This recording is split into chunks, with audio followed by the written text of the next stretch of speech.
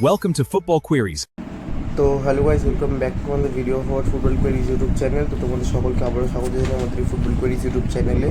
তো আমরা আজকে আবারও চলে এসেছি কিছু নতুন ভিডিও নিয়ে, যার ফলে কিন্তু ফুটবল রিলেটেড কিন্তু গুরুত্বপূর্ণ কিছু আপডেটস রয়েছে। এবং সাথে সাথে আরেকটা জিনিস তোমাদের সাথে যেটা শেয়ার করবো সেটা কিন্তু হচ্ছে অফকোর্স তোমাদেরকে একটা শর্টসের মাধ্যমে আমরা জানিয়েছিলাম, সেটা কিন্তু খুবই ভালোবাসা পেয়েছে তোমাদের থেকে। এবং তারপরেও কিন্তু অনেক শর্টস আমরা বিভিন্ন ছেড়েছি, তার মধ্যেও তোমাদের অনেক সকলের ভালোবাসা পাওয়া গেছে।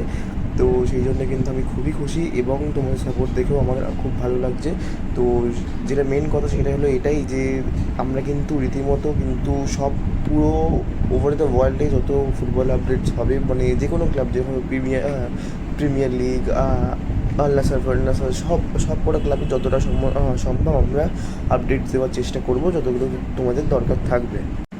তো এরপর যদি আমরা সরাসরি চলে আসি আমাদের আপাতত আইএসএলের আপডেটসগুলো নিয়ে, তো সেখানে কিন্তু মেনলি যে আপডেটটা নিয়ে কথা হলো প্রথমে, সেটা কিন্তু হচ্ছে ইস্টবেঙ্গল এফসির নাইজেরিয়ান ফরওয়ার্ড, মানে পাঞ্জাব এফসির লাস্ট সিজনের যে স্টার প্লেয়ার, যে অ্যাটাকিং রোলে ভালো একটা খুব একটা উপভোগ করিয়েছিল পাঞ্জাব এফসিকে এবং কিছু কিছু গোলও করে দিয়েছিল পাঞ্জাব এফসির হয়ে। সে কিন্তু অন্য কেউ না, এফং, যার কিন্তু স্ট্যাটস কিন্তু অনেকটাই ভালো আগের লাস্ট সিজনে পাঞ্জাব এফসির হয়ে। সো সে কিন্তু এজারির একটা ব্যাকআপ, মানে এজারির একটা রিপ্লেসমেন্ট বলাই যেতে পারে। তো সে কিন্তু নো ডাউট একটা ভালো প্লেয়ার, গোল করতে পারে এবং করাতে পারে, তার মধ্যে কিন্তু পোটেনশিয়াল রয়েছে গোল করার, এটা কিন্তু আমরা দেখতে পেরেছি। তো সে কিন্তু রীতিমতো যা আপডেট বেরিয়ে আসছে, সে কিন্তু পরের মঙ্গলবার অর্থাৎ 15 থেকে 12 থেকে 15 অক্টোবর অগস্টের মধ্যে কিন্তু তিনি কলকাতায় পা রাখতে চলেছেন, যতদূর সম্ভব আপডেট বেরিয়ে আসছে। তো সেই মতোই কিন্তু ইরফান কিন্তু তার নিজের বাড়ির কাছেও যেখানে রয়েছে সেখানে কিন্তু নিজের একটা সেলফ প্র্যাকটিস করছে, যাতে তিনি কিন্তু 100% ফিট থাকে এবং তার 100%টা কিন্তু দিতে পারে এই ইস্টবেঙ্গল টিমের হয়ে। এবং সাথে সাথে আমরা যদি আরও কিছু বিদেশি নিয়ে কথা বলি, যেরকম কিন্তু নাচও কিন্তু চলে এসছে আমাদের ইস্ট বেঙ্গল ক্লাবে এবং কিন্তু প্র্যাকটিস সেশনও স্টার্ট করে ফেলেছে কিছুদিন আগের থেকেই। তো সে কিন্তু সোমবার মাঝরাত্রে কিংবা ভোরবেলায় কিন্তু তিনি পা রেখেছিলেন, এই মঙ্গলবার ভোরবেলায় কিংবা সোমবার মাঝরাত্রিবেলা কিন্তু পা রেখেছিলেন কলকাতা শহরে। কিন্তু তার সাথে সাথে এসেই কিন্তু তার পরের দিন কিন্তু তিনি প্র্যাকটিসে যোগদান দেন এবং সাথে সাথে কিন্তু একটা ব্রিলিয়ান্ট পারফরমেন্স তুলে ধরে তার রিজার্ভ টিমের সেশনের সাথে। অর্থাৎ তিনি যখন প্র্যাকটিস করেন সেখানে কিন্তু একটা ভালো পারফরমেন্স তুলে ধরে হাবাসের সামনে। তো সে কিন্তু নোটার একজন ভালো একদম এক্সপিরিয়েন্স একটা প্লেয়ার। তো সে কিন্তু খুবই একজন ভালো ডিফেন্ডার। সে কিন্তু অনেকটাই কিন্তু অ্যাডভান্টেজ এনে দিতে চলেছে এই ইস্ট বেঙ্গল ক্লাবকে, কেননা তার হাইটটা কিন্তু অনেকটাই বেশি আমরা দেখতে পেরেছি এবং সাথে সাথে কিন্তু তার এক্সপিরিয়েন্স রয়েছে অনেকটা বড় বড় ক্লাবে খেলার।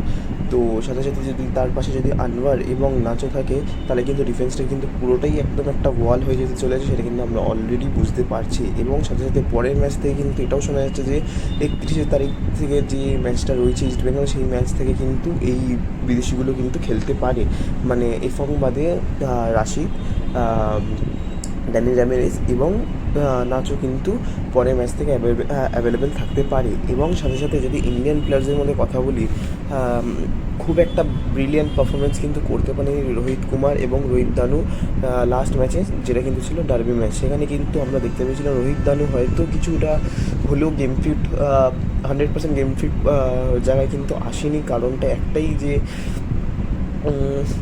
সে কিন্তু ভালো মতো রিহ্যাবিলিটেশন করেনি, অথবা কিন্তু তার প্র্যাকটিসের সময় কোনো একটা চোট লেগেছে, সেটা কিন্তু আড়াল করে গেছে, বা আড়াল না হলেও সেটা কিন্তু পুরোপুরি মতো সেরে উঠতে পারেনি। সেখানে কিন্তু তার বাঁ পায়ে একটা চোটের প্রবণতা দেখতে পেরেছিলাম আমরা, সেখানে কিন্তু বারবার তিনি হটকাচ্ছিল এবং সাথে সাথে কিন্তু বল পজিশনও লুজ করে ফেলছিল। কিছু কিছু স্কিল এবং তার পায়ে আছে যেগুলো আমরা জানি, সেগুলো কিন্তু তিনি দেখাতে পেরেওছেন ইস্টবেঙ্গল জার্সি গায়ে সেই ম্যাচে। কিন্তু ওটা কিন্তু খুব সম্ভবত কিন্তু 100% হয়নি, যার ফলে কিন্তু ইস্টবেঙ্গলকে কিন্তু বেটার একটা স্কোরে কিন্তু শেষ করাতে পারেনি রোহিত দানু। এবং সাথে সাথে যদি আমরা কথা বলি রোহিত কুমার, সে কিন্তু বল পজিশন কিন্তু খুব সরাসরি রাখতে পারছে না।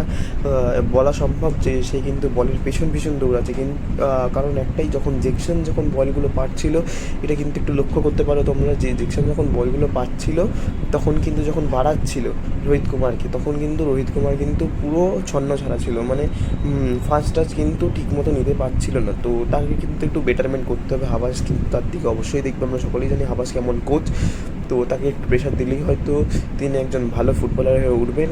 এবং এরপরে আমরা যে আপডেটটা নিয়ে কথা বলবো সেটা কিন্তু হচ্ছে ইস্টবেঙ্গলের যে লাস্ট 6th ফরেনার, সে কিন্তু হচ্ছে একজন অস্ট্রেলিয়ান স্ট্রাইকার। এটা কিন্তু একটা জল্পনা রয়েছে ট্রান্সফার মার্কেটের মধ্যে, কিন্তু এটা আমরা ক্লিয়ার করে দিচ্ছি, 6th ফরেনার কিন্তু হতে চলেছে একজন স্ট্রাইকার মোস্ট প্রবাবলি, এবং এটা কিন্তু আমি 90% শিওর।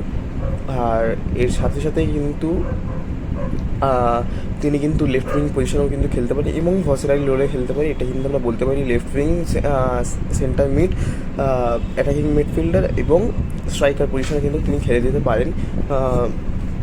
এবং সাথে সাথে তার কিন্তু ন্যাশনালিটি হচ্ছে অস্ট্রেলিয়া। এবং আমরা যতদূর সম্ভব দেখেছি, হাবাস যতদিন এনেছে এই অস্ট্রেলিয়ান প্লেয়ার্সদেরকে ইন্ডিয়ান মাঠে, তো তারা কিন্তু মাঠটা কিন্তু কাঁপিয়ে বেরিয়েছে, এটা আমরা দেখেছি। যেরকম একদম পারফেক্ট এক্সাম্পল যদি আমরা ধরে ফেলি, সেটা কিন্তু হচ্ছে রয় কৃষ্ণা।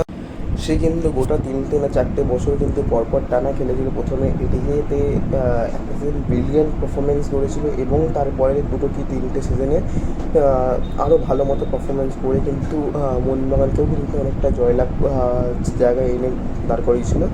তো হাওয়াজের ওপর কিন্তু ভরসা করতে পারে ইস্টবেঙ্গল ম্যানেজমেন্ট, এবং সাথে সাথে তার সাইনিংয়ের ওপরেও। তো এরপরে যে লাস্ট আপডেটটা, মানে লাস্ট নয়, মাঝখানে যে আপডেটটা নিয়ে কথা বলবো সেটা কিন্তু হচ্ছে মোহনবাগান টিমকে নিয়ে। তো মোহনবাগান টিম কিন্তু আমরা দেখতে পেয়েছি যে হাইজ্যাক করে যে নিয়ে গেছিলো সায়ন ব্যানার্জিকে, সেই সায়ন ব্যানার্জি কিন্তু এখন দাপিয়ে বেড়াচ্ছে মোহনবাগানের রিজার্ভ টিমের হয়ে। সিএফএল কিন্তু অত্যন্ত মারাত্মক একটা ভূমিকা নিয়ে ফেলেছে এই মোহনবাগান টিমের হয়ে, কিন্তু কারণ সে কিন্তু পরপর ম্যাচে কিন্তু গোল পাচ্ছে এবং গোল করাচ্ছেন, এবং তার যে স্কিল সেগুলো কিন্তু ফুটে উঠছে এই মোহনবাগান জার্সি গায়ে, যেগুলো কিন্তু আমরা সচরাচর ইস্টবেঙ্গলে সবসময় দেখতে পারতাম না পরপর টানা ম্যাচে, সেইগুলো কিন্তু আমরা দেখতে পাচ্ছি এই মোহনবাগান জার্সি গায়ে। কেননা তাকে কিন্তু খুব একটা বেশি প্রেশার দেওয়া হচ্ছে না, তাকে তার মতো খেলতে দেওয়া হচ্ছে, যার ফলে কিন্তু তার রোলগুলো কিন্তু, তার স্কিলগুলো কিন্তু ফুটে উঠছে তার মধ্যে থেকে। এবং যেখানে দরকার ছিল সোহেল ভাটকে, সেখানেই কিন্তু পাওয়া গেছিলো, তার ফলে কিন্তু সেই ম্যাচটাকে কিন্তু গোল করে ফেলেছিল। সোহেল ভাটও একজন ট্যালেন্টেড প্লেয়ার, তার একজন ইউথ প্লেয়ার, তাকে কিন্তু সম্মানিত করেছে বেস্ট ইউথ প্লেয়ার বলে আগামীকাল মোহনবাগান ম্যানেজমেন্টে ওখানে যখন মোহনবাগান দিবস হচ্ছিল। তো এর সাথে সাথে আমরা যদি কথা বলি মোহনবাগানের একজন ট্রান্সফার আপডেট নিয়ে, তো আমরা আপাতত কতজন জানি, রড্রিগেজ সাইন হয়ে গেছে, মিগভেলও সাইন হয়ে গেছে, ওইদিকে সামির জেলকোভিচ হয়ে গেছে, এবং ব্রাজিল হয়ে গেছে। বাকি রয়েছে আর 2জন।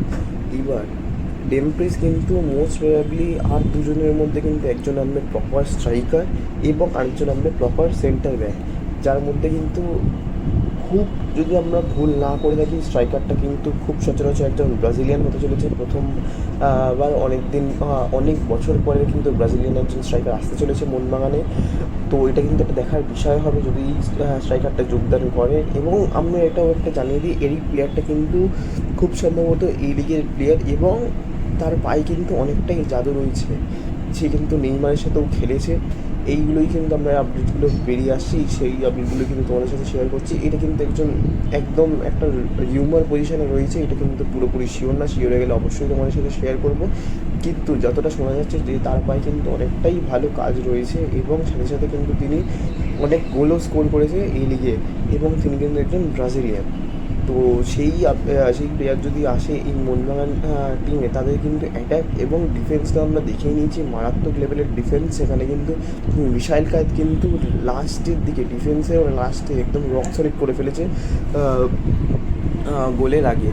তো সেখান দিয়ে কিন্তু গোল গোলানো কিন্তু অনেকটাই মুশকিল হয়ে যাচ্ছে আমরা দেখতে পেয়েছি। এবং সাথে সাথে যদি এই প্লেয়ার যদি চলে আসে এই ব্রাজিলিয়ান অ্যাটাকিং পজিশনে, তাহলে কিন্তু অ্যাটাকটাও কিন্তু সেই লেভেলের হবে, যেরকম মানে আমরা দেখতে পেরেছিলাম যে 2022 সিজনে, যেখানে কিন্তু আর্জেন্টিনা যেভাবে খেলেছিল, অ্যাটাকের পর অ্যাটাক সেরকম কিন্তু আমরা দেখতে পেতে চলেছি এই মোহনবাগান ম্যানেজমেন্টে।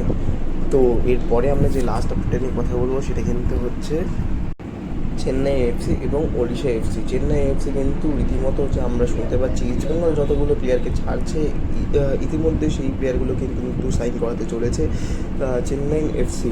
কারণ একটাই, তারা কিন্তু কম বাজেটে ভালো টিম করতে চলেছে। আর এই মৌসুমে কিন্তু ইস্টবেঙ্গলের যে প্লেয়ারগুলো যেরকম সাউল ক্রেসপো, তার মার্কেট ভ্যালুটা একটু হলেও কমেছে, তো তাকে কিন্তু নেওয়াটা কিন্তু সুবিধা হতে পারে চেন্নাই এফসির জন্য। এবং সাথে সাথে কিন্তু